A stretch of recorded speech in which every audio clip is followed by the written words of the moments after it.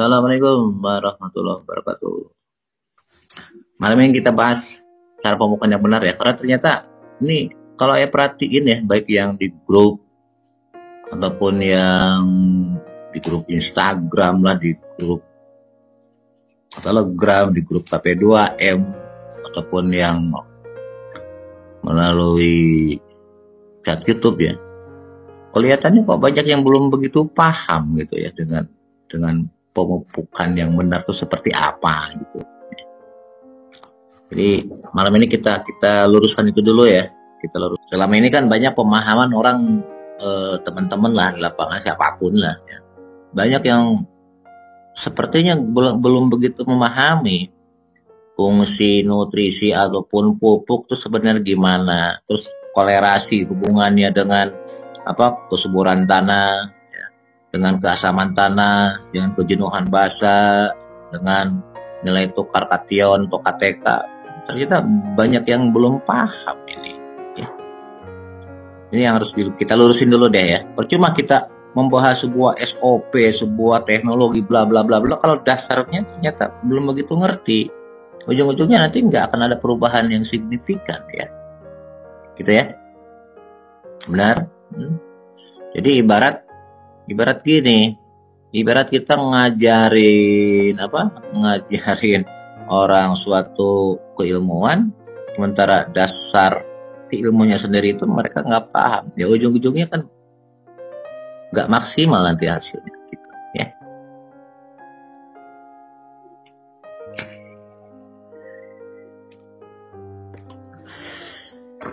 Oke, kita mulai aja ya.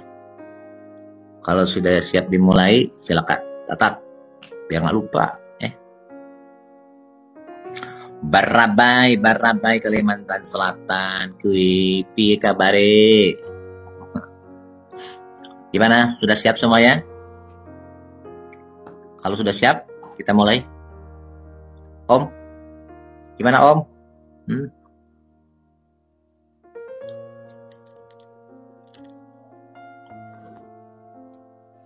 Kalau sudah siap, monggo jawab dong. Sudah siap belum? Siap, oke. Kalau siap, kita mulai ya. Tolong simak baik-baik penjelasan ayahnya. Ya. Nanti setelah ayah persilakan untuk bertanya, silakan bertanya. Oke? Waalaikumsalam.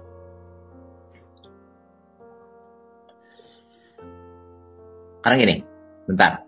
Ini dasarnya dulu, Dasarnya dulu. Antum belajar teknik buat pupuk seperti apapun, siapapun yang ngajarin, tidak akan begitu terasa efeknya ketika dasar yang sekarang mau kita bahas jenengan nggak ngerti ya. Makanya nggak aneh kalau kemudian banyak yang akhirnya di perjalanan ketika budidaya masih banyak kasus gitu ya, karena rupanya belum begitu paham ya. Ini tanaman, berbudidaya tanaman, apapun tanamannya, mau tanaman sayuran kayak mau yang sekali berbuah, sekali panen, yang panen berkelanjutan, mau tanaman keras, apapun tanamannya sama. Oke. Sama ya, nggak ada beda-bedanya. Prinsip dasarnya sama. Oke. Nah, sekarang gini. Sebelum berbudidaya, jenengan harus ngerti dulu lahan yang mau kita tanam itu seperti apa, ya. Faktor yang berpengaruh itu secara garis besar ada 4. Yang pertama, nilai tukar kation, ya, KTK itu harus tinggi. Ini yang pertama. Nanti kita bahas satu persatu. Kemudian yang kedua, derajat keasaman tanah atau pH tanah. Apakah dia asam atau sebaliknya dia basa. Oke, nanti pun ini kita akan bahas juga. Yang ketiga, kejenuhan basa. Oke, ini pun harus paham. Apa yang dimaksud kejenuhan basa? Bentar. Kemudian yang keempat apa? Yang keempat, tekstur tanah, ya, atau kontur tanah. Nah sekarang gini, ketika jenengan gak paham 4 masalah ini, sehebat apapun pupuk yang jenengan masukin, mungkin nggak akan begitu ngepek ke tanamannya. Jadi seri gini, pupuk itu nggak ada yang bagus, nggak ada yang nggak bagus, selama kandungan mikronya ada, ya wis bodoh apapun mereknya. Ya. Yang penting kan untuk makro mikro ada N-nya, ada P-nya, ada K-nya, ada CA, ada MG, ada S, ya kan? Jadi apa? Yang penting itu komplit, bener. Oke? Bukan soal itu mahal atau murah. Bisa dipahami. Awas, banyak yang karena kekurang pahaman ini akhirnya banyak apa? Banyak yang apa istilahnya? Kalau ketipu sih enggak sih sebetulnya ya. Dikiranya gini contoh nih. Urea, oke, murah kan? Ada lagi produk-produk yang dari luar, entah impor atau apa, yang nilainya pada sebetulnya sama, kode itu juga. Yang kita mau ambil NN-nya juga. Ya. Yang permasalahan bukan soal itu mahal atau murah, tapi apa? Bisa nggak diserap oleh tanaman? Nah, faktor utama yang bisa diserap oleh tanaman itu apa? Itu tadi, KTK-nya harus benar, pH-nya harus benar, terus kejenuhan basahnya juga harus benar. 3 itu benar, insya Allah benar apapun pupuk yang dimasukin. Bisa dipahami? Oke? Ini tolong dicerna dulu di sini ya. Jadi gini, lahan subur belum tentu produktif. Tapi kalau lahan produktif, insya Allah pasti subur. Itu perbedaannya. Oke? Produktif yang kayak apa sih maksudnya? Ya produktif itu yang mana? Yang ketiga unsur pokok tadi, penunjang tadi di dalam tanah, selain tekstur, kemudian KTK atau nilai tukar kation, ataupun pH, derajat keasaman, ataupun kejenuhan basah, itu semua stabil, normal, insya Allah apapun yang kita masukin akan bisa terserap sempurna oleh tanaman. Oke? Bisa dipahami sampai situ ya. Nah sekarang bahasan nomor 1, tolong disimak dulu ya, jangan dulu nanya ya. KTK, apa sih KTK? Gitu kan. Nilai tukar kation, dan ini mutlak wajib tinggi. Kenapa? Tanaman hanya akan bisa menyerap, bukan unsur. Ya, tapi apa? Kation yang akan terserap oleh akar itu. Artinya, ketika nilai tukar kationnya rendah, maka daya serapnya pun akan rendah. Ini harus dipahami. Nah, terus KTK sendiri tersebut di mana atau bagaimana caranya agar bisa normal di atas rata-rata atau bahkan tinggi, ya? Bisa dipahami? Itu adanya biasanya faktor yang paling mendukung dan paling signifikan adalah apa? Apa coba? Kandungan organik di dalam tanahnya. Ya. Jadi sebelum kita budidaya, pastikan kandungan C organik di dalam tanah itu harus tercukupi, harus berimbang.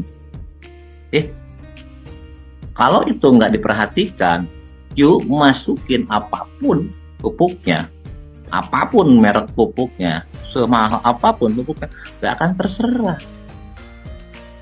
Karena nilai tukar kationnya nggak cukup, otomatis tidak akan terserap sempurna. Sementara yang bisa terserap oleh tanaman kalau sudah dalam bentuk kation, kan begitu. Bisa dipahami? Ya. Jadi sekali lagi, pastikan KTK sudah tercukupi. Di mana? Di lahan kita yang mau kita tanamin. Nah, untuk bisa menaikkan nilai KTK, maka C organiknya harus masuk. Permasalahan di petani di Indonesia jarang yang ngukur KTK berapa di lahannya. Makanya ayah di pola KP2M ada suatu konsep ya. Apa? Harus masuk C organik, entah dari bahan kompos monggo, mau dari pupuk kandang silahkan, mau dari asam humat silahkan, ya. Karena kalau itu tidak masuk, nilai ATK di lahan kurang, bubar jalan. Pertumbuhan tanaman tidak akan bagus. Kenapa? Tidak bisa menyerap unsur yang kita masukkan ke lahan secara optimum. Akhirnya pertumbuhan tanaman jadi terganggu. Oke. Sejelek-jeleknya 1 ton untuk 1 hektar. Dengan catatan, bahan organiknya sudah dalam keadaan matang atau sudah kita reaksikan, sudah kita uraikan. Oke, jadi pahami ya. Agar apa? Agar nanti terbentuk nilai KTK yang ideal di lahan kita. Ketika nilai KTK-nya ideal, insya Allah semurah apapun pupuknya akan terserap oleh tanaman. Bisa dipahami? Tolong ini kunci dasarnya ini harus dipahami ya. Soal bahan nanti si organiknya atau bahan organiknya terserah tidak mau apa, mau bahan dari rumput-rumputan, daun-daunan, baik dari pupuk kandang, produk sakar apa yang ada di dekat lahan Anda. Jangan bikin pusing. Tapi sekali lagi harus sudah dirombak dulu, diuraikan dulu, ya. Terserah dengan probiotik apa atau dengan dekomposer apa. Kalau KP2M kan kita pakai apa? Pakai KRR kan. Ya, biasanya butuh waktu minimalnya itu 2 minggu minimal, lebih lama lebih bagus biar betul-betul sempurna ya. Setelah itu apa? Kita harapkan nilai tukar kation atau KTK-nya apa? Jadi cukup. Insya Allah pupuk ketika masuk ke lahan akan terserap sempurna. Ya. Jadi sehebat apapun pupuknya, semahal apapun pupuknya, nggak akan ngepek kalau KTK-nya jeblok. Bisa dipahami Om? Ya, itu yang pertama. Ya boleh nggak lebih dari 1 ton, itu lebih bagus, minimal 1 ton. Tapi sekali lagi 1 ton itu yang sudah dirombak, ya, sudah diuraikan, jangan yang mentah. Ya. Awas, mentah ataupun mateng, ya, bahan organik bukan berarti lama tidaknya pupuk tersebut ada, bukan. Contoh, ya saya punya pupuk kandang, misalkan pupuk kandang sapi, ini umurnya udah 2 tahun, udah 3 tahun, atau 10 tahun sekalipun. Apa itu udah matang? Belum tentu. Kalau belum terurai ya masih paham. Oke, ya. Nah, pembentuk C organik yang paling simpel dan paling murah, ya, apa itu? Kumit asid atau asam humat sama asam sulfat, ya. Tapi tetap walaupun asam humat kita masukin ke lahan, tetap bahan organik harus ada. Biar apa? Biar tekstur tanah, kontur tanah menjadi lebih subur, lebih poros, ya. Biar apa? Biar ada rongga-rongga di dalam tanah, hidrogen sama oksigen bisa normal. Karena tetap yang namanya hidrogen sama oksigen berpengaruh besar di mana? Di proses penyerapan unsur hara tadi, baik makro maupun mikro. Oke. Jadi saran ya, bahan organik tetap masuk, sejelek-jeleknya tuh 1 ton untuk 1 hektar, sejelek-jeleknya. Lebih banyak tentu lebih bagus. Habis itu biar yakin C organiknya terbentuk dengan sempurna, masuklah asam humat. Saya udah laitan tadi cara bikinnya. Sejelek-jeleknya itu 8 sampai 10 liter untuk 1 hektar diolah lahannya. Tapi bukan berarti cukup olah lahan, enggak. Biar tetap terjaga sejelek-jeleknya, 10 hari sekali asam humatnya masuk atau kandungan C organik masuk. Oke, biar apa? Biar KTK-nya tetap terjaga. Paham? Itu yang pertama, ya. Sekarang yang kedua.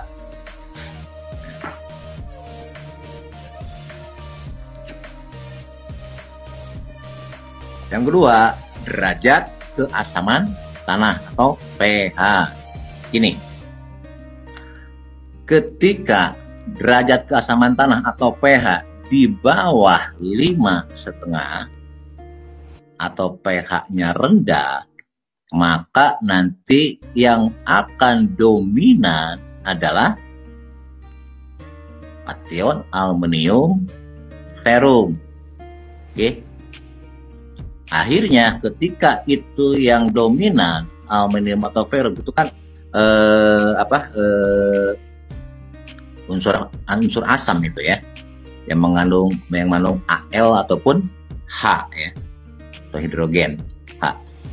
Ketika itu yang dominan, maka dia akan mengikat, terutama fosfor akan terikat oleh aluminium. Oke. Artinya apa? Tanaman tidak akan sempurna dalam proses penyerapan nutrisi baik makro atau mikro, karena semua dalam keadaan terikat oleh aluminium ataupun oleh ferrum. Oke. Dan itu akibat dari apa? Derajat keasaman kurang dari 5,5. Jadi N kurang begitu optimum ya. P apalagi, K juga sama ya. Nah, artinya apa? Kita harus menstabilkan pH agar nanti yang dominan adalah pH Ca sama Mg, maka itu harus tercukupi ya, biar apa? Biar aluminium tidak bisa mengikat ya. Ketika pH di atas 6, aluminium tidak akan bisa mengikat apa-apa ya. Bisa dipahami? Makanya kenapa ayah sering wanti-wanti pH jaga, karena ketika pH-nya di bawah 5,5, maka nanti yang akan dominan adalah aluminium ferrum, dan itu akan mengikat unsur-unsur yang lain ya. Bisa dipahami? Oke.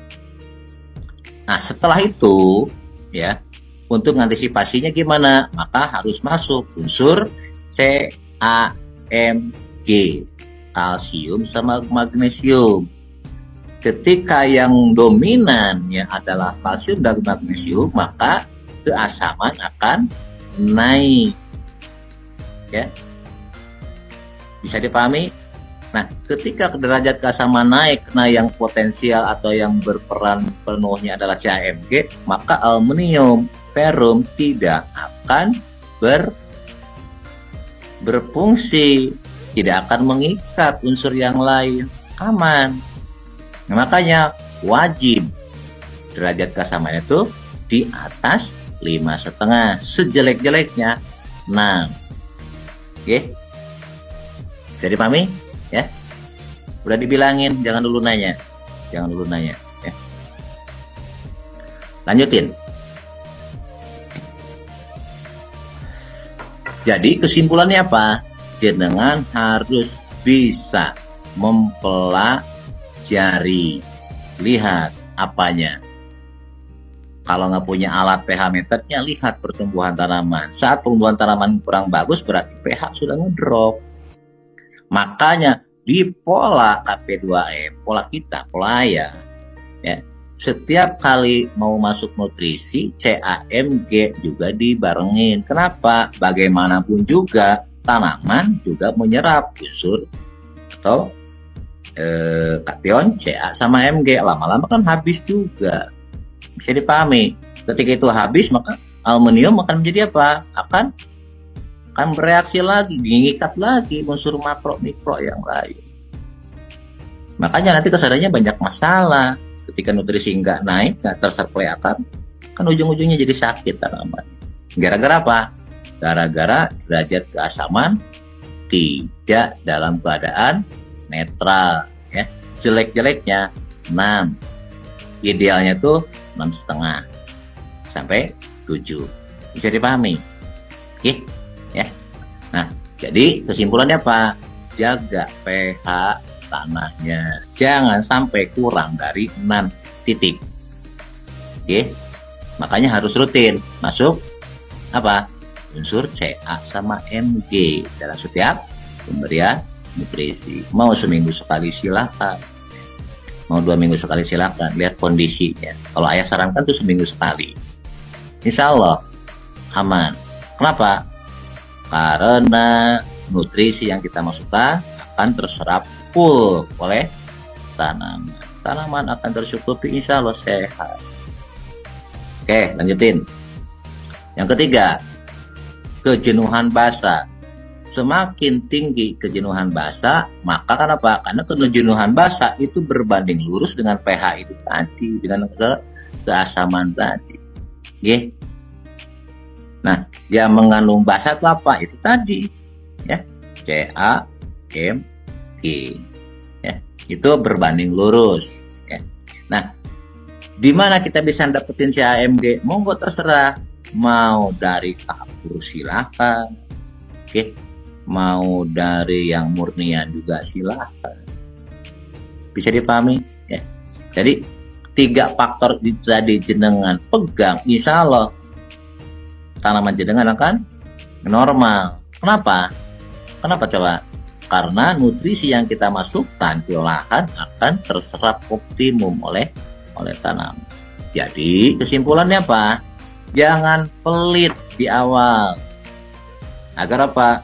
Agar tekstur tanah jadi gembur. Kemudian apa? KTK-nya normal, pH-nya normal. Kalau itu belum siap, jangan sekali-kali nanam. Siap-siap amburadul. Bisa dipahami? Oke. Ini mohon maaf ini. Kasihan. Jangan sampai teman-teman dimanapun berada nih, se-Indonesia terutama ya, nanam kasus, berapa kerugian? Kasihan kan, ya. Udah harga nggak pernah jelas, budidayanya juga amburadul, ya rugi terus akhirnya. Terus kapan sugihnya? Kapan kita bisa sejahtera? Kan gitu. Nih. Percuma ayah ngajarin bikin pupuk irit segala macam. Ketika 3 faktor yang mendasar ini jenengan nggak ngaham. Ujung-ujungnya kok punya aku ya nggak bagus-bagus sih ya. Karena jenengan nggak ngerti apa dasarnya. Karena hakikatnya bertani kita ngurus tanah sebetulnya, ya. Awas, tolong dipahami. Hakikatnya kita bertani adalah apa? Ngurus tanah. Ngurus tanahnya bisa, benar, insya Allah tanamannya akan normal. Ya, bisa dipahami ya? Oke. Jadi sekali lagi, tolong perhatikan. Jadi solusinya, gak usah banyak komentar, gak usah banyak nanya. Antum masukkan minimal untuk 1 hektar sebelum cocok tanam, sebelum olah lahan nih, masuk kandungan organik terserah apapun ya. Mau pakai kotoran hewan silakan, mau pakai kompos silakan ya. Semakin banyak semakin bagus, minimal 1 ton. Tapi yang mana? Yang sudah kita apa? Uraikan ya, atau kita fermentasikan. Itu yang pertama ya. Yang kedua, masukkan kandungan CaMg ke lahannya ya. Kemudian ukur berapa pH tanahnya, minimalnya 6,5. Oke, bisa dipahami? Yang ketiga, masukin asam kumat sama asam sulfat ya, minimalnya 8 liter per hektar ya, minimal. Bagusnya 20, tapi 8-10 liter sebetulnya udah cukup. Cuma tetap awas, bukan hanya sekali saat olah lahan toh, tetap harus berkesinambungan Om. Kenapa? Karena kan unsur yang tadi, mau asam umat kek, mau CaMg itu kan tetap terserap juga oleh tanaman. Kalau nggak ditambah lagi, habis ya jeblok lagi.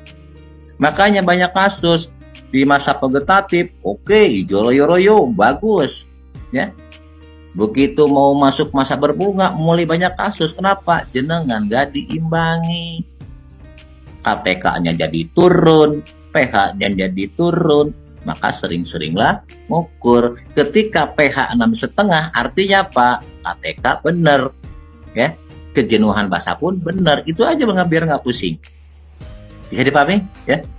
Antum bisa tahu KTK normal ataupun KB, kejenuhan basah normal, kalau pH-nya 6,5 berarti yang 2 itu normal. Ketika pH kurang dari 5,5 berarti KTK enggak normal, KB pun atau kejenuhan basur enggak normal. Itu indikasinya begitu aja.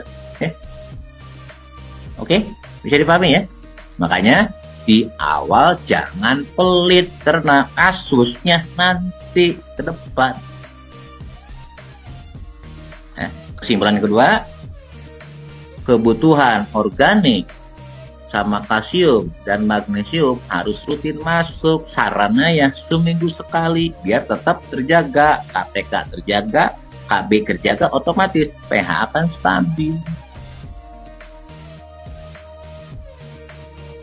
Monggo silakan kalau mau nanya. Halo.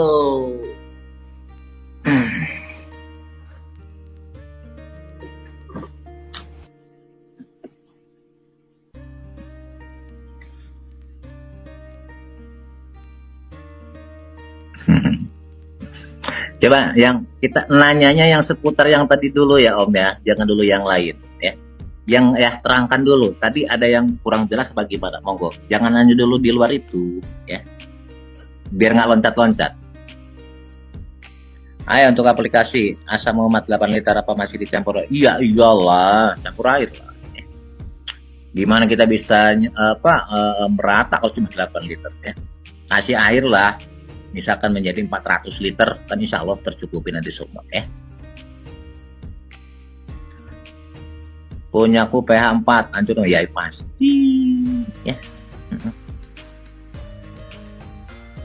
Kalau lahan sudah dimuasa apa bisa langsung ke lubang-lubangnya aja ya, Bang Nuril.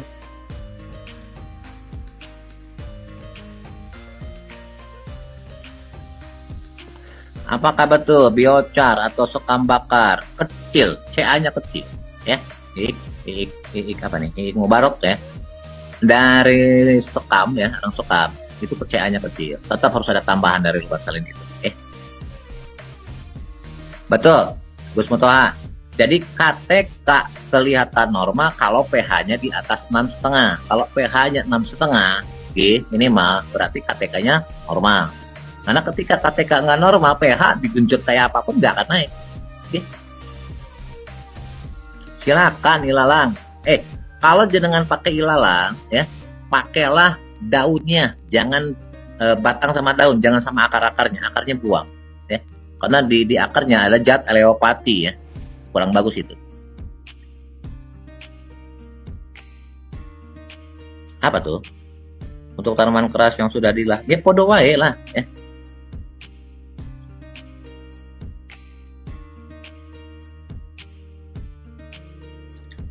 Om, ya, magnesium sulfat biasanya pabrik sudah bikin dalam komposisi yang sangat tinggi dan biasanya sulfatnya itu sangat rendah ya.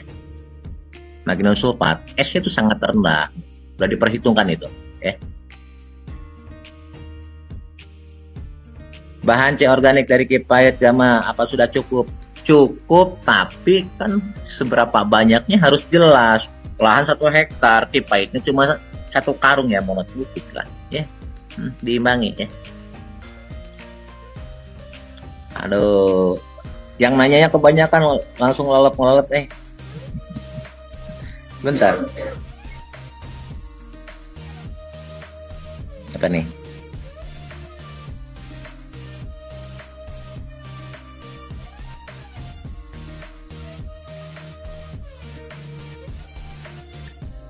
pH usahakan selama-lamanya itu seminggu sekali cek ya.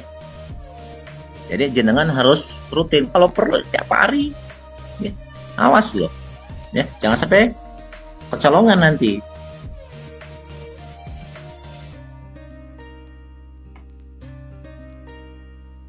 Kalau rekayasa pupuk Kang Arif ya, rekayasa pupuk ayah kan hanya di makro mikro NPK ya. Jadi untuk CAMG tetap terpisah. Makanya jangan coba deh lihat cara buat pupuk KRP KRG ya. Tetap dolomitnya harus masuk ya. Apa yang mau dipecahin kalau bahan yang nggak ada? Oke? Apa nih?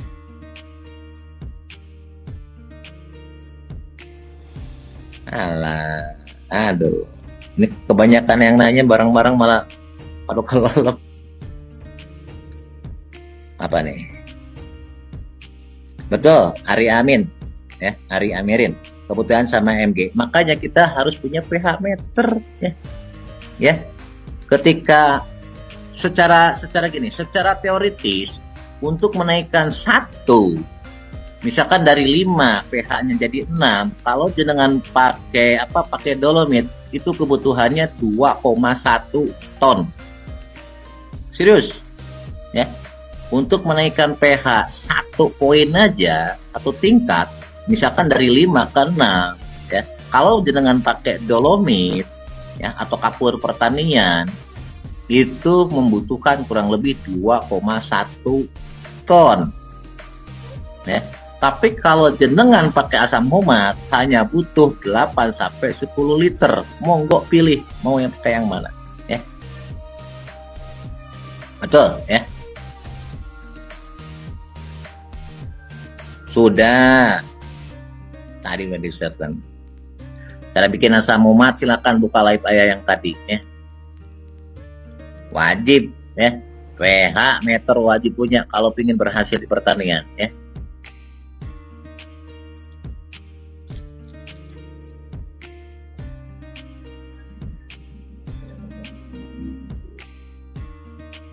Ayah mau nanya, untuk pemupukan yang dikejar yang baik itu apakah langsung dikenakan tanamannya? Gini, kalau akarnya masih pendek, misalkan baru umur di bawah 10 hari, ya masih di sekitar itu. Tapi kalau udah di atas 3 minggu, akar udah kemana-mana. Sebaiknya kurang lebih sejengkal dari tanaman, ya, cara ngocornya.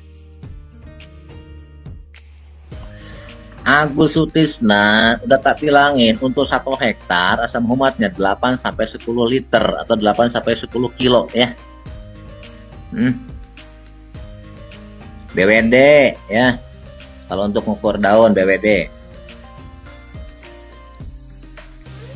Bagaimana jangan bisa ya? Bisa pakai jerami, monggo silakan. Tapi tetap harus diuraikan dulu. Jerami butuh waktu kurang lebih 20 hari agar bisa terurai ya kalau dengan KRS. Awas, hati-hati. Ya.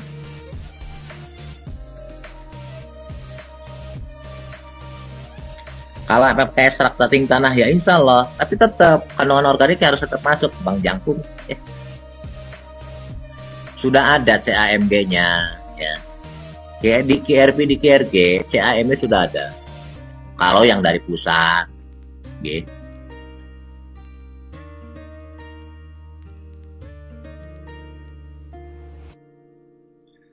Agung Budianto, silakan buka live streaming ayah yang tadi sore ya di YouTube. Judulnya cara membuat asam humat. Silakan buka.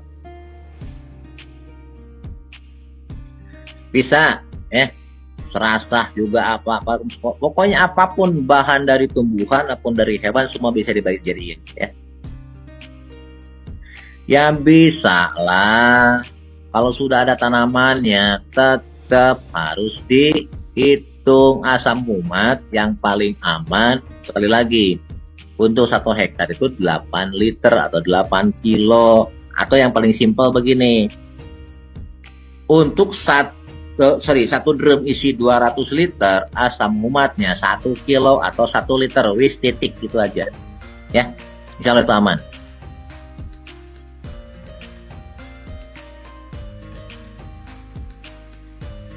Kan ekstrak cacing harus pakai KRR om. Muhammad mana kan gini, dengerin sebentar, berarti ini hari Yanisen belum paham ini. Menaikkan pH tanah itu harus ada kandungan Ca sama Mg. Oke. Nah, CaMg akan berfungsi atau dengan baik kalau apa? Kalau KTK-nya normal.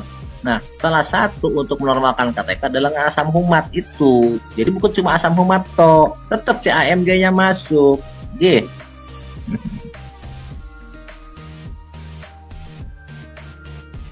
Apa tuh? Makanya tadi katanya juga simak sebenarnya yang benar. Ayah, 5 hari ke belakang ayah saya kocor asam humat. 3 hari kemudian air sawah surut karena panas yang tinggi. Ya nggak apa-apa. Justru masuk asam umat, masuk nutrisi itu jangan lagi ada airnya. Dalam keadaan macak-macaknya. Ya asam umat pakai air gamut. New Samsung, silakan buka live ayah. Udah tak bahas itu ya. Cara bikin asam umat dari gambut ya. Silakan buka live yang lain. Live untuk masalah buat asam umat ya.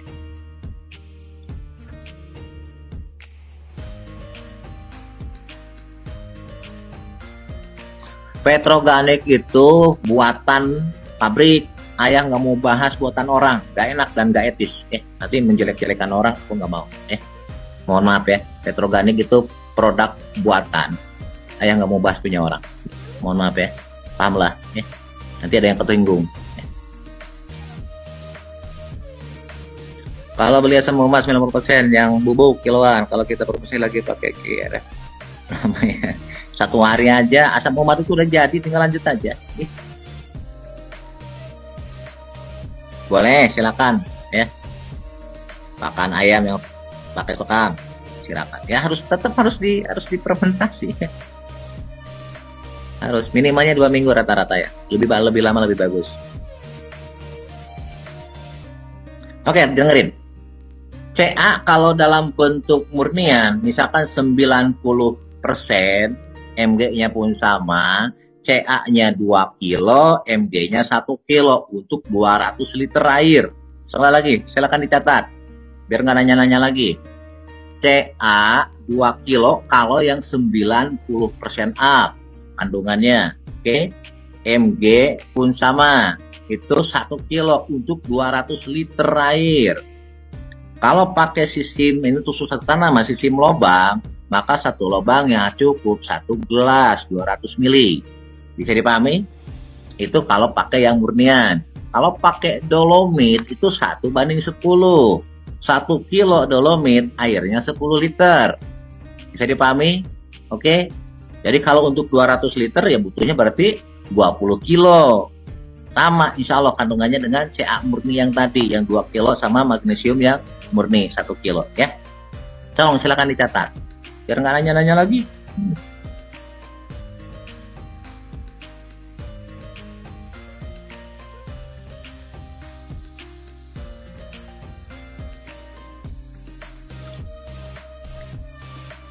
Kayak meter pakai Takemura, kasih murah itu lebih bagus. Apa kohe yang masuk di pembenah tanah di awal yang satu karb jadi KTK ya? Insya Allah Iqbal ya juga semuanya. Kenapa di pola ayam wajib masuk pupuk kandang ataupun kompos per 5 meter 1 karung? Maksudnya Pak untuk membangun KTK Om ya. Ketika KTK-nya normal, antum masukin CAMG, maka otomatis akan cepat apanya? Perubahan derajat keasamannya. Bisa dipahami? Oke. Betul, Nuril. CA 2 kilo, MG 1 kilo untuk 200 liter air. Untuk satu lubang, kalau pakai emulsa, itu 200 mili. Ya. Saran saya, itu 10 hari sekali, selama-lamanya. Bagusnya seminggu sekali. Biar apa? Biar pH-nya tetap normal segitu. Ya. Waalaikumsalam.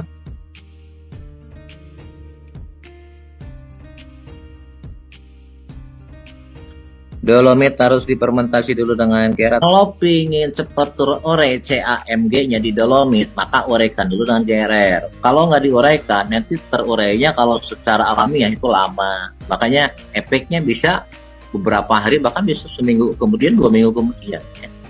Saran saya, minimal sehari semalam dolomitnya kasih GRR. Insya Allah cepat terurainya CA sama MG-nya. Okay. Yang bisa merusak KTK apa ya? Yang bisa merusak KTK ketika C organiknya hilang habis, ya. Bukan urusan masalah produk sintetis, ya. Keliru itu, Gus. Ya. Mau masuk, ini dengerin. Masuk pupuk sintetis, jor-joran katanya ya. Kenapa bisa merusak KTK? Sebutnya bukan merusak KTK, bukan, ya. KTK ketika kandungan organik sudah nggak normal atau kurang berimbang di lahan, otomatis saat masuk pupuk kan pupuk jadi tidak terurai, ujung-ujungnya akan ada penumpukan. Gitu Gus konsepnya. Ya. Jadi kebalik ya. Bukan karena pupuk sintetis merubah KTK, tapi apa? Justru kebalikannya. Ketika KTK nggak seimbang, nggak normal, dalam keadaan normal, maka pupuk yang masuk tidak akan terserap, jadilah residu yang numpuk, ya kan? Paham ya? Pupuk kimia, mohon maaf, di pemahaman ayah tuh udah nggak mengenal kimia organik sebetulnya. Kenapa coba? Itu kan hanya sumber bahan aja. Ayah pengen nanya deh, Om, nih siapapun semuanya, N, P, K, Ca, Mg, S, dan lain-lain lah ya. Mau datangnya dari pantat ayam, mau datangnya dari pabrik, yang namanya N ya tetap N, yang namanya P tetap P. Ya, apalagi sudah berbentuk ion, kation. Nggak ada istilah, itu hanya sumber aja. Oke, paham? Bisa dipahami? Makanya sebetulnya saya kurang setuju dengan istilah ini organik atau anorganik. Ketika sudah berbentuk ion kation, udah nggak ada istilah lagi. Ya. Cuma harus berimbang. Ya. Ketika KTK misalkan kemampuannya misalkan anggap 10, yuk masukin 20, akan ada residu 20. Ada residu 10. Oke, lama-lama ya akan merusak keharmonisan. Oke, bisa dipahami.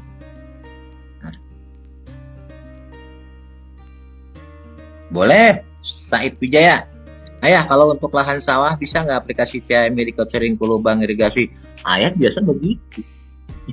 Ketika lahannya luas, pas begitu sumber air masuk, aku barengin aja, ikutin air.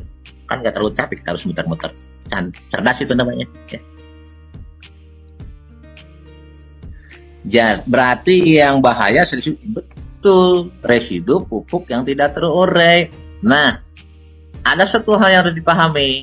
Ketika KRR masuk, insya Allah berapapun yang masuk akan terurai. Itu hebatnya KRR. Serius. Kecepatan naiknya, jadi nggak kebaca nih.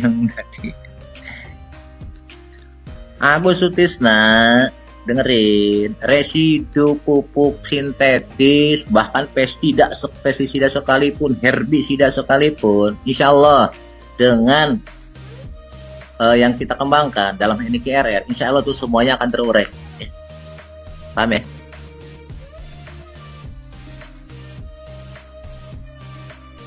Ya iyalah, semuanya itu. Kalau pakai kalsium karbonat bisa, mau aja silakan. Ya, lahan dengan asam umat pupuk 1 ton pokoknya lahan pola air itu kuat untuk berapa kali tanam ke depan. Dengerin sebentar, dengerin. Yang namanya nutrisi itu kan akan dimakan, akan diserap ya. Kelas master nih, otomatis akan berkurang. Ya harus ada penambahan lagi, pengganti ya. Tetap. Oke, tapi tidak akan sebanyak kalau kita nggak pakai pola yang benar ya. Ini contoh. Tadi siapa tuh ada yang posting tuh, si Kang Aon ya, yang nanam brokoli. Biasanya katanya masuk, mohon maaf ya, biasanya masuk sampai 250 kilo, sekarang cuma 50 kilo, kan udah 200 kilo. Kenapa? Kan terserap utuh.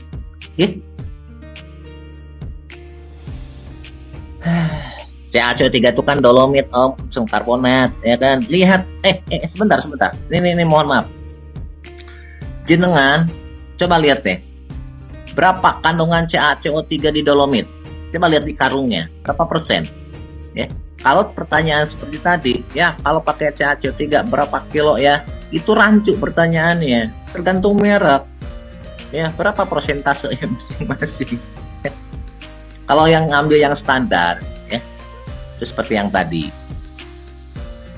Ya, kebanyakan sulfur dengan sendirinya. Kalau sulfur itu kan akan mengikat apa? es, sulfur, es. Itu kan basah itu, ya, dengan sendirinya. Oh, nggak usah buka musa, kocor ke lubangnya aja. Pas master, ya, nggak ngapain kita buka musa, ya. Setelah selesai tanam, cabut, masukin lagi, asam kumatnya masuk, G, Ca masuk, Mg masuk, selesai. Ya. Biasanya sampai 2 tahun ketika sebelum hancur bener musanya nggak diganti, nggak olah-olahan lagi, kocor ke bekas lubangnya aja, ya. Bisa dipahami, ya? Aduh, apa nih? Ya, kalau buat menguraikan unsur pupuk KPKR nya harus dihidupkan dulu, wajib lah, Irawan. Sekarang logika sederhananya gini, Wan, ya. Ketika nggak dihidupkan, apa mungkin mikroba lagi tidur kerja? Kan nggak mungkin, ya. Kita aja manusia, masa tidur sambil kerja? Kan enggak. Jadi apa? Ya hidupin dulu, bisa-bisa kerja, oke? Apa nih? Ayah menyarankan itu 5 hari sekali masuk nutrisi itu, ya, vegetatif maupun generatif. Kalau untuk cabai, ayah sarankan 5 hari sekali. Bahkan dulu ayah pernah mengajarkan sampai 3 hari sekali, ya. Awas, dosis pupuk untuk kocor saran ayah kisaran 4.000 sampai 6.000 ppm-nya. Oke. Kalau untuk spray 2.000 sampai 2.500. Satu. Yang kedua, saat aplikasi ketika kocor, lakukanlah di sore hari. Oke, untuk kocor, apapun nutrisi yang masuk, mau RP, mau RK, itu sore hari. Kalau untuk spray, justru sebaliknya, pagi hari. Tolong dicatat ini, tolong dicatat. Oke. Sekali lagi. Om, Tarom, walaupun sulfur butuh, itu nggak sampai ratusan ton, 3 tonan, Tom. Sulfur itu butuhnya hanya berapa? Hanya 2-4%. Tapi itu dengan ajair aja selesai kok, Tom. Orang di ajair sulfurnya gede. Jangan salah, antum harus tahu berapa sih kadar yang dibutuhkan. Yang dimaksud banyak itu berapa? Makanya sekali lagi, kenapa dulu ayah pernah menerangkan, ketika kita membudidaya sesuatu tanaman, salaman dulu dengan yang mau ditanamnya. Antum mau nanam cabai, salaman dulu dengan cabainya. Antum mau nanam bawang, salaman dulu dengan bawang. Ya, artinya apa? Harus tahu dulu mereka itu butuhnya apa, seberapa banyak. Oke? Paham ya? Untuk tanaman yang berbuahnya terus, tidak sekali panen, saran ayah masuk pupuk nutrisinya 5 hari sekali. Oke? Kalau yang untuk sekali panen cukup 10 hari sekali. Bisa dipahami? Oke? Ya. Sebentar. Ulangi. Jangan dulu ada yang nanya. Tahan dulu. Gini. Tadi kan kita sudah ngebahas masalah faktor yang bisa menunjang gimana caranya nutrisi bisa terserap utuh oleh tanaman. ATK harus tinggi, pH harus antara 6 sampai 7, ya. Paham ya? Begitu juga kejenuhan basah juga sama. Oke, lanjutin. Ini yang kedua. Kapan kita waktu harus masuk? Dan berapa dosis yang harus masuk? Oke.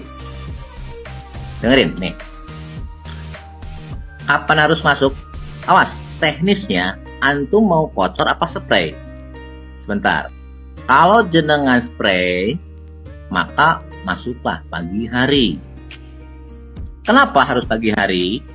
Ketika antum spray, misalkan anggaplah dari jam 6 sampai jam 9, satu, stomata terbuka, yang kedua akan langsung dimasak. Oke, paham ya? Tapi kalau jenengan masuknya sore hari, itu bukan berarti nggak boleh, cuma akan lebih dekat ke buang sia-sia waktu. Kenapa? Saat kita spray sore hari, oke? Nih sebentar, biar ngerti dulu, jangan dulu ada yang nanya, sebentar. Kan matahari nggak ada, oke? Terus belum tentu terserap oleh stomata. Habis itu malamnya atau pagi dini harinya kena embun, terlarut, pembubajiran nantinya. Paham? Ya. Biar optimal, makanya kalau spray di pagi hari, biar langsung termasak oleh fotosintesis. Nah, kalau kocor, kenapa ayah sarankan sore hari? Dengerin. Kalau jenengan masukin kocornya pagi, misalkan mulai dari jam 7, ya. Ketika antum kocor, kan nggak langsung terserap oleh tanaman, masih dalam lubang tanam misalkan ya. Oke. Saat kemudian muncul matahari, maka respirasi atau penyerapan air oleh tanaman akan langsung banyak. Ayah khawatirkan ngapa overdosis. Kalaupun nggak overdosis, akan ada kelebihan walaupun nggak sampai overdosis. Apa? Kelebihan di jaringan xilem atau flumnya. Ujung-ujungnya tanaman jadi mengkeret, daun mengeras, bahkan ada yang sampai melengkung ke bawah atau sebaliknya jadi kayak mangkok. Akibat apa? Yang terserap maksudnya air, tapi nutrisi yang kita masukin masuk sekaligus. Itu kurang bagus juga walaupun ppm-nya standar. Bisa dipahami? Bisa dipahami? Ya. Nah, kalau sore hari dia tidak langsung menyerap ke atas, pelan-pelan. Ya. Slow. Oke, bisa dipahami. Makanya akan aman. Bisa dipahami ya? Jadi sekali lagi, kalau jenengan spray waktunya pagi hari. Kalau kocor waktunya sore hari. Tapi ada tapinya. Mau jalan pakai spray, mau jalan pakai kocor, ya minimal 1 jam sebelumnya itu disiram dulu lahannya. Jangan sampai lahan dalam keadaan kering. Kenapa? Ketika kurang air, proses pemupukan bisa malah merusak jaringan. Artinya apa? Sebelum pemupukan, siram dulu, lembabkan dulu tanahnya, cukupi kadar airnya di tanah. Oke, bisa dipahami? Bisa dipahami sampai situ? Jangan dulu nanya, kata ayah juga. Jangan dulu nanya. Bisa dipahami? Biar nanti nggak mumet di tengah. Ya, itu alasan kenapa kalau mau pupuk pengen benar-benar sempurna, oke, penyerapannya, kebutuhan tanaman itu sebetulnya nggak banyak kok pupuk itu, dikit sebetulnya. Ya, kalaupun selama ini banyak merekomendasikan harus sekian kilo, harus sekian kintal, ya karena takut tadi, karena faktor X-nya tadi nggak diperhitungkan. Banyak itu sebetulnya yang terserap tetap sedikit, sisanya malah jadi residu kebuang, buang duit selama ini kita. Bisa dipahami? Ya. Oke, apapun sama.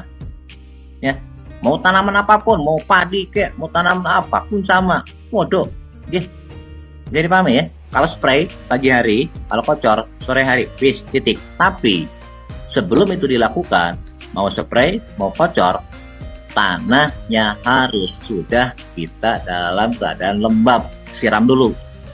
Insya Allah akan bagus hasilnya. Bisa dipahami? Oke. Lanjut. Berapa dosisnya? Kalau untuk spray, ya, hampir semua tanaman kisaran 1.500 sampai 2.500 ppm. Mau untuk vegetatif maupun untuk generatif. Ya. Cari aman 2.000. Insya Allah itu cukup. Kalau untuk kocor itu butuh 2 sampai 3 kali lipatnya. Ya. Jadi kisaran 4.000 sampai 6.000 ppm. Nah, kalau untuk kocor. Awas, sekali lagi harus dipahami. Waktu kapan? Kalau spray pagi, kocor sore. 1. 2. Sebelum aplikasi kocor atau spray, tanah siram dulu. Oke. 3. Dosis untuk spray kisaran 1.500 sampai 2.500. Tiap tanaman nggak sama, tapi hampir-hampir mirip lah. Amannya wis 2.000. Untuk kocor itu kisaran 4.000 sampai 6.000 ppm-nya. Kalau pengen aman, wis di 5.000. Kelar, insya Allah. Lakukan rutin. Selama-lamanya, intervalnya 10 hari. Ya. Kalau sarana ya 5 hari sekali, insya Allah hasilnya luar biasa. Oke, ada yang ditanyain nggak? Monggo. Tapi nanyanya jangan yang lantur, yang ada berhubungan dengan ayah barusan terangin. Oke, silakan, monggo.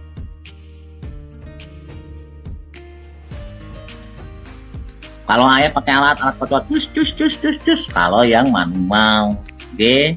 Kalau yang sudah punya duit, pakailah irigasi tetes, irigasi, oke. Nah, tergantung dengan modalnya punya berapa. Kalau nggak, pakai itu aja, pakai kocok gitu bisa.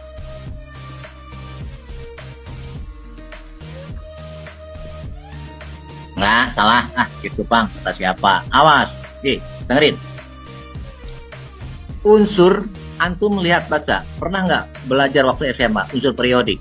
Golongan 1A, 2A, 3A kan sampai 7A. Terus sebaliknya, golongan 1B sampai 7B, ya. Hanya akan bisa saling itu kalau 1A dengan 7B, 2A dengan 6B. Nah, itu ngawur itu. Cek tuh, Bang. Nggak semuanya bisa begitu. Contoh kayak K golongan 1A, maka dia akan berfiksasi dengan apa? Golongan 7B, salah satunya dengan klor dengan Cl, maka bisa gabung jadi KCl kan gitu.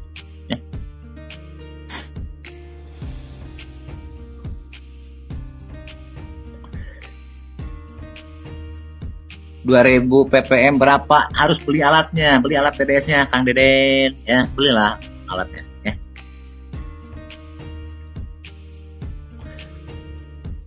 Eksan berarti belum nggak dengerin dari tadi tuh. Ya, kira setelah hidupkan berapa lama dia bangun lagi? Gini, kalau ditutup rapat, ya, nih buat Zainal Abidin dan lain-lain, ini KRR kita sudah hidupin ya. Ngehidupinnya itu, kalau untuk 1 liter jenengan masuk kurang lebih sekitar 50 mili gulanya, ya, dia akan tetap hidup selama 1 bulan. Ya, atau gulanya kurang lebih sekitar 1 on lah, itu 1 bulan dia hidup, masih hidup, belum tidur lagi, ya. Semakin banyak gulanya, semakin lama dia tidur bangunnya, ya. Gini loh, mikroba apapun ketika makanan ada dia akan hidup terus, ketika makanan sudah nggak ada maka dia akan dormen. Kelamaan dormennya dia akan berubah jadi berbentuk spora.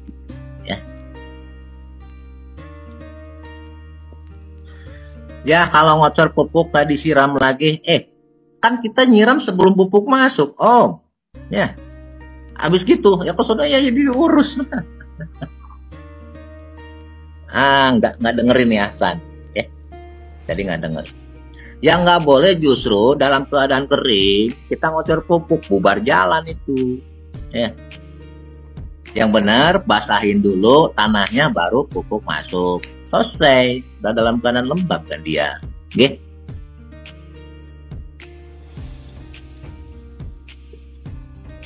Ya, cabai dulu 3 hari sekali, hasilnya fantastis. Oke. Agung?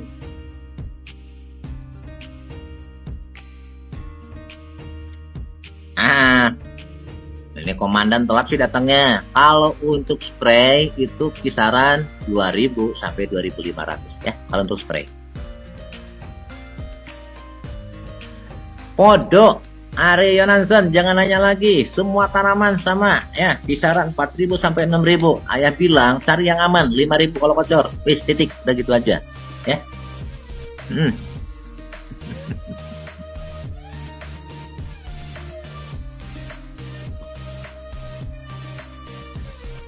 Enggak, Bang, aman. Ayah udah ngelakukan itu kok, ya. Kalau kocor aman. Ya. Dah, ada lagi yang ditanyain nggak? Kalau nggak ada, nah cukup ya. Silakan catat, renungkan, kerjakan. Ikutin, manut, insya Allah hasilnya luar biasa. Ya. Tinggal nanti disesuaikan dengan SOP tanaman masing-masing. Oke? Yang penting pengertian gimana cara aplikasi pupuk yang benar dengan harus paham dulu ya. KTK-nya gimana caranya untuk menstabilkan, pH menstabilkannya gimana ya, derajat kebasaan pun sama ya, paham ya, kejenuhan basah maksudnya. Habis itu pupuknya kapan harus masuk, berapa batas maksimum masuknya, kalau kocor gimana, kapan waktunya, berapa dosisnya, kalau spray kapan waktunya, berapa dosisnya, itu dipakai, dipegang dedo, insya Allah jenengan akan berhasil ya. Tinggal plus perawatan aja dari calon hama dan penyakit. Sarana ya, ada hama, nggak ada hama, semprot minimal seminggu sekali untuk antisipasi. Paham? Kalau sudah paham, kita udahi dulu deh ya. Udah 1 jam lebih nih. Yang jelas, lihat kondisi tanaman ya. Belum tentu juga 5.000 cukup, siapa tahu kurang. Lihat aja pertumbuhan tanamannya. Kalau tanamannya kurang modotnya atau kurang ininya, tambahin. Makanya TDS harus punya, pH meter harus punya, BWD harus punya kalau ingin berhasil. Jadi apa? Lihat bagan warna daun, lihat daunnya. Ais, cukup apa enggak? Kalau kurang, tambahin dosisnya dikit gitu. Oke, ya.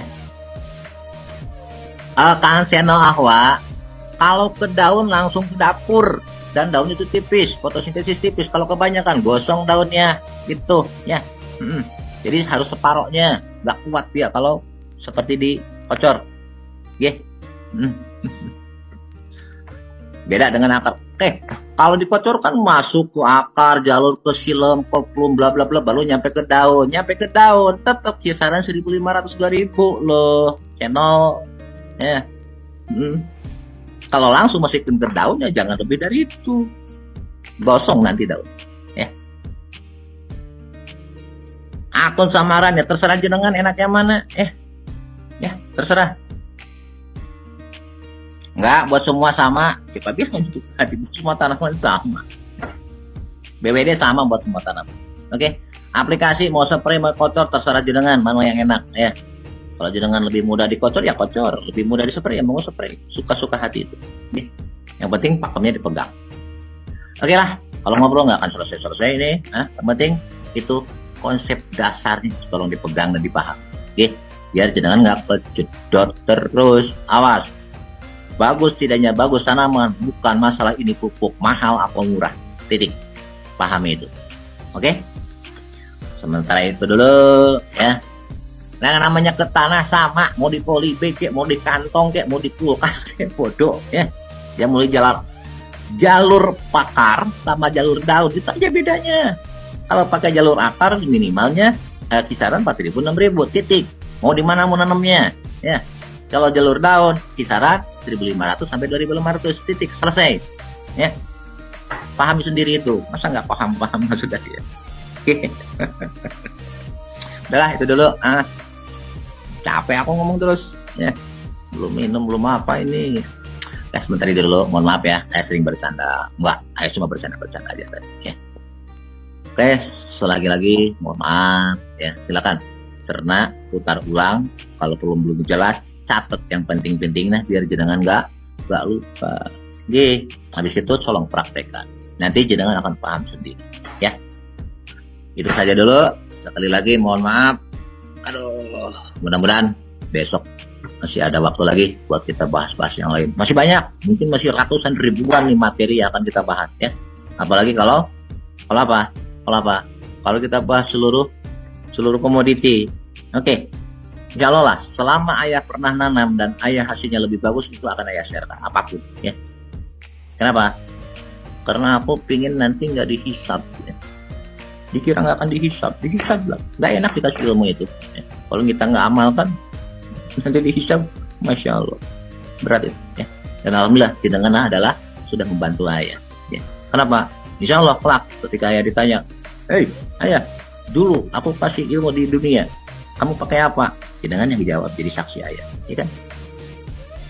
Oke, itu aja dulu deh, mohon maaf sekali lagi. Wassalamualaikum warahmatullahi wabarakatuh. Salam rebo. Oke, silakan praktekkan.